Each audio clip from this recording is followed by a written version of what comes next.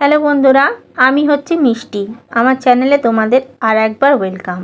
এই গরমের দিনে তোমাদের আমি আমার ছাদে একবার নিয়ে এলাম একটা জিনিস দেখাবো বলে। জিনিসটা আশা করি তোমরা বুঝতে পারছো। এই দেখো, 3 বছরের অবসান। 3 বছর অপেক্ষা করার পরে আমার ড্রাগন গাছে অবশেষে ফুল এসেছে। আমি জানতাম না। গতকাল সন্ধ্যাবেলা একটু ছাদে এসেছিলাম, তখন এসে দেখলাম ফুল হয়েছে। তো দেখো, 4টে ফুল হয়েছে, এই একটা আর এই দিকে 3টে আছে। জানি না কটা হবে, তবে 3 বছরের অবসান।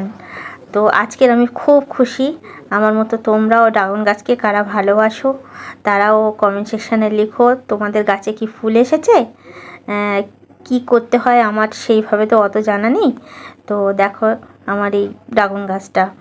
আর এই ড্রাগন গাছের গোড়ায় দেখো, আমি যেহেতু জৈব সার দিয়ে থাকি, তো পেয়ারার দানা পড়েছিল। তো পেয়ারার দানা পড়ে থাকার কারণে, যার কারণে এই দেখো কতগুলো পেয়ারার চারাও হয়েছে। তো এত প্রখর রোদ্দুর আর প্রখর গরমে আমি এদেরকে তুলতে পারছি না। ভাবছি বর্ষাকাল এলেই পাশে ওই যে রেখে দিয়েছি একটা জৈব সারের ওই ভাঙা টুল বলতে পারো। আমার তো আর অত পয়সা দিয়ে টপ কিনি না খুব বেশি। তো ভাঙা টুলের মধ্যে যে মাটিটা দেয়া আছে তার উপরে জৈব সার রেখে দিয়েছি। আর সেইটার উপরে আমি ভাবছি এইটার উপরে বসিয়ে দেবো একটা পেয়ারার চারা। তারপর বাকি দেখি কোথায় লাগানো যায়। যেহেতু আগের ভিডিওতে দেখেছো আমার বাড়িতে পেন্ট হচ্ছে, তো অনেক রঙের বালতি পাবো, তাতেই দেবো আর কি।